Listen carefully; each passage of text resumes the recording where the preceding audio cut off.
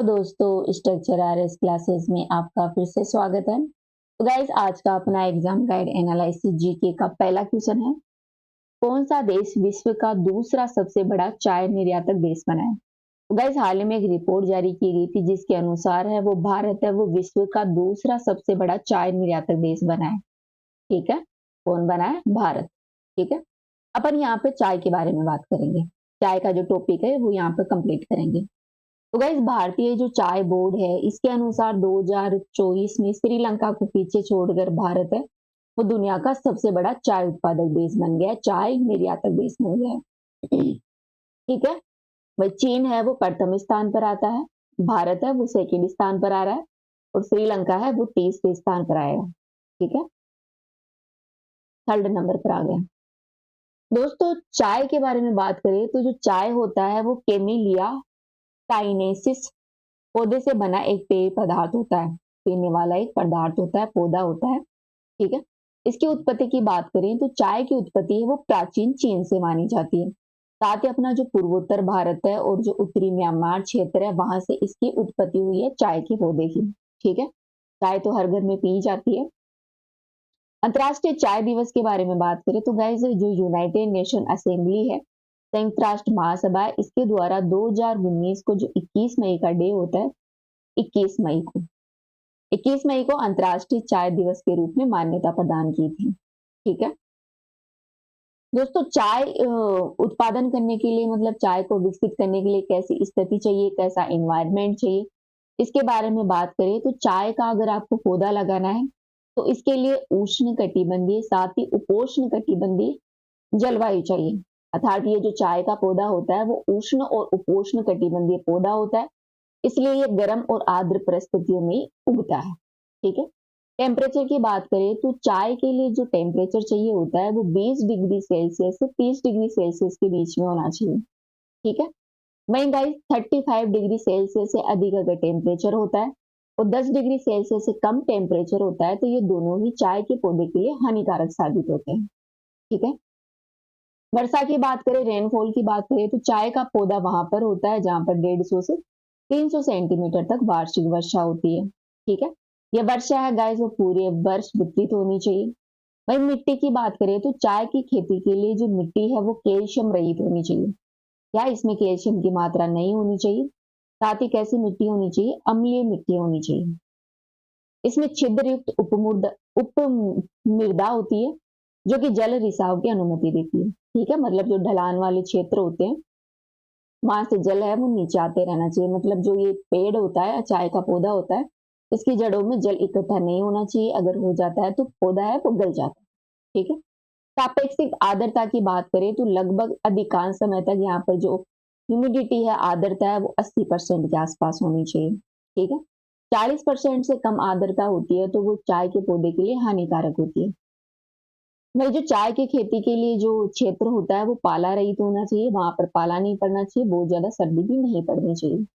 ठीक है, आगे देखते हैं चाय के उत्पादन के बारे में। भारत में कहाँ कहाँ चाय उत्पादन होता है उसके बारे में। तो गैस ये तो आपको पता ही है कि चीन के बाद है वो भारत विश्व में दूसरा सबसे बड़ा चाय उत्पादक देश है।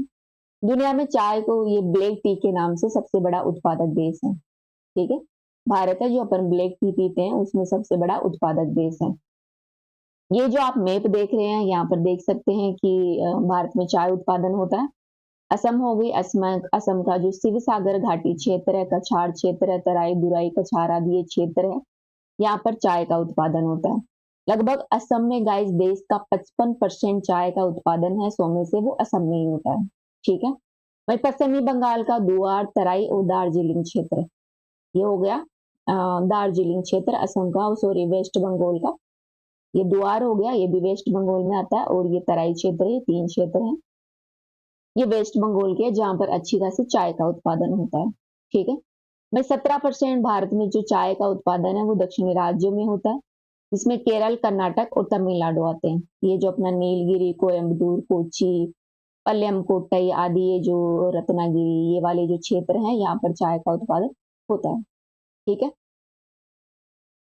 अब गाइस चाय के लिए जीआई टैग के बारे में बात करें तो जो दार्जिलिंग की चाय है, वेस्ट बंगाल की जो दार्जिलिंग की चाय है, वो अपनी जो उनके फूल होते हैं उनकी खुशबू के कारण बहुत ज्यादा प्रसिद्ध है, जिसे चाय शैंपेन के नाम से भी जाना जाता है, शैंपेन ऑफ टी।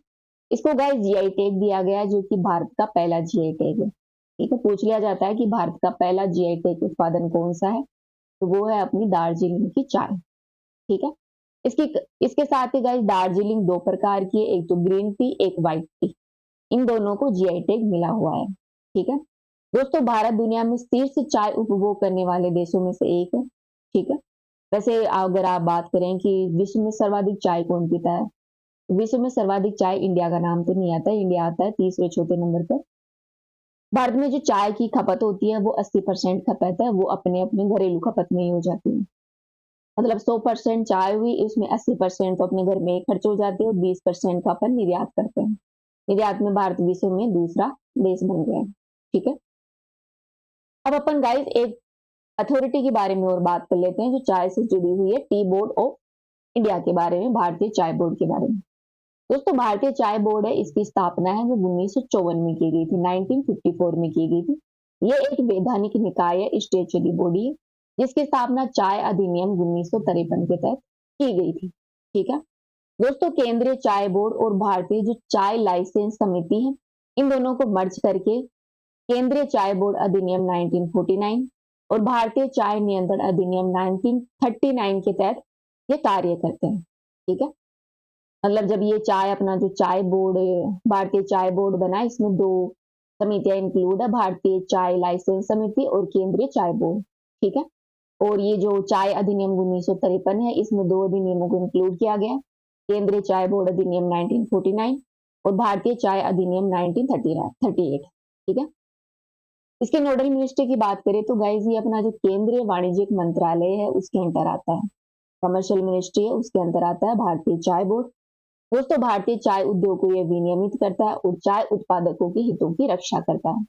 इसे संरचना की बात करें तो इसमें 32 सदस्य होते हैं, 32 सदस्य होते हैं जो कि भारत सरकार द्वारा नियुक्त होते हैं। इसमें एक अध्यक्ष होते हैं और अन्य उपाध्यक्ष होते हैं। यह चाय उद्योग के विभिन्न उद्योगों का वर्गों का प्रतिनिधित्व करता है। बोर्ड का प्रत्येक व्यक्ति है वो 3 वर्ष के लिए चुना जाता है। ठीक है, तो इसका पुनर्गठन होता है वो हर 3 वर्ष पर होता है। ठीक है, इसके हेडक्वार्टर की बात करें तो गाइस चाय बोर्ड का जो हेडक्वार्टर है वो कोलकाता में है। कोलकाता अपने वेस्ट बंगाल का कैपिटल है, वहां पर है। वहीं विश्व में दुबई और मास्को में इसके विदेशी कार्यालय भी है। ठीक है, दुबई में है और मास्को में है। अपना अगला क्वेश्चन है, किस शहर में रविंद्र चंद्र अश्विन के नाम से सड़क का नाम रखा गया? तो हाल ही में गाइस जो चेन्नई शहर है वहां पर रवि चंद्रन अश्विन के नाम से एक सड़क का नाम रखा गया है। आगे 11वीं एशियाई तैराकी चैंपियनशिप 2025 के बारे में। तो गाइस इस 11वीं एशियाई चैंपियनशिप 2025 है, इसका आयोजन है वो भारत द्वारा कराया जा रहा है, अपना जो अहमदाबाद क्षेत्र है, अहमदाबाद जो कि अपने गुजरात में है। यहाँ का एक स्टेडियम है नारायणपुरा स्पोर्ट्स स्टेडियम, यहाँ पर इसका आयोजन करवाया जाएगा। 11वीं एशियाई तैराकी चैंपियनशिप है, इसका आयोजन है गाइस वो 1 से 15 अक्टूबर के बीच में कराया जाएगा। ठीक है, इसमें तैराकी, डाइविंग और ये जो वाटर पोलो खेल है और ये वाला खेल है ये इसमें इंक्लूड है। ठीक है, अन्य बात करें तो भारत इस चैंपियनशिप का पहला संस्करण आयोजित करेगा जिसमें जापान, दक्षिणी कोरिया, अन्य देश के जो तैराक हैं वो प्रतिभागी हैं वो इसमें पार्टिसिपेट करेंगे। ठीक है, अगला क्वेश्चन है, निम्न में से कौन सी 7वीं बार एशिया का सर्वश्रेष्ठ एयरपोर्ट बना है? गाइस बताइए, हाल ही में एक रिपोर्ट जारी की गई थी जिसमें विश्व का 7वीं बार सर्वश्रेष्ठ एयरपोर्ट का दर्जा किसे दिया गया? तो गाइस जो अपना इंदिरा गांधी एयरपोर्ट है नई दिल्ली वाला, इसको विश्व में 7वीं बार एशिया का सर्वश्रेष्ठ एयरपोर्ट का दर्जा दिया गया जो कि अपनी दिल्ली में स्थित है, दिल्ली एयरपोर्ट। ठीक है, अंतिम क्वेश्चन है, हाल ही में किस देश के वैज्ञानिक ने पृथ्वी पर सबसे पुराने उल्कापिंड की पहचान की है? तो बताइए, पृथ्वी के सबसे पुराने उल्कापिंड की पहचान हाल में कहाँ की गई है? तो गाइस ये अपने ऑस्ट्रेलिया के वैज्ञानिक हैं, इन्होंने हाल में पृथ्वी के सबसे पुराने उल्कापिंड की पहचान की। ठीक है, तो आज के एग्जाम गाइड में इतना ही, कल नए क्वेश्चनों के साथ फिर मिलते हैं। अभी के लिए थैंक यू।